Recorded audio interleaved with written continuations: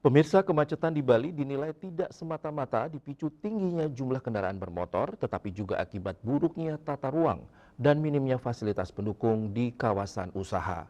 Kondisi ini paling terasa di wilayah Bali Selatan yang menjadi pusat aktivitas ekonomi, pariwisata, dan pergerakan masyarakat setiap hari.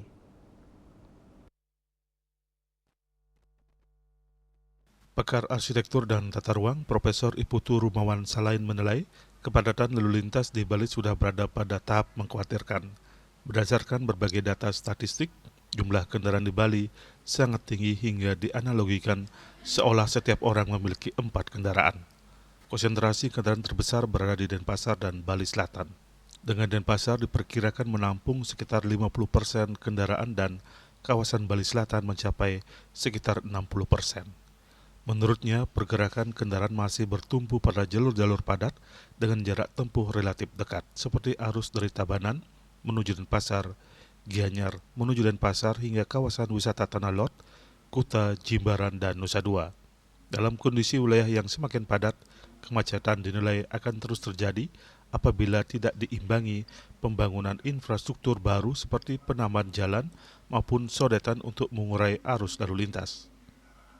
Dalam kasus yang khusus menyangkut soal macet yang dikaitkan misalkan tidak berpikir atau berbicara tentang jumlah kendaraan, karena kalau jumlah kendaraan di Bali itu menurut hitungan statistik saya katakan dari berbagai data itu udah tiap orang seolah-olah memiliki 4 kendaraan ya.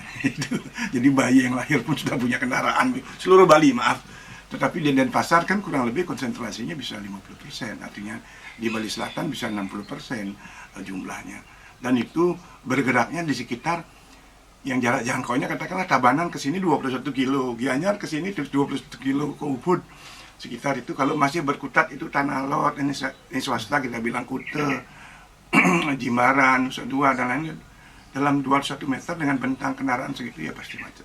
Dan ini akan terus memacet jika infrastruktur jalan tidak ada lagi sodetan-sodetan atau jalan-jalan baru yang bisa menampung kegiatannya itu.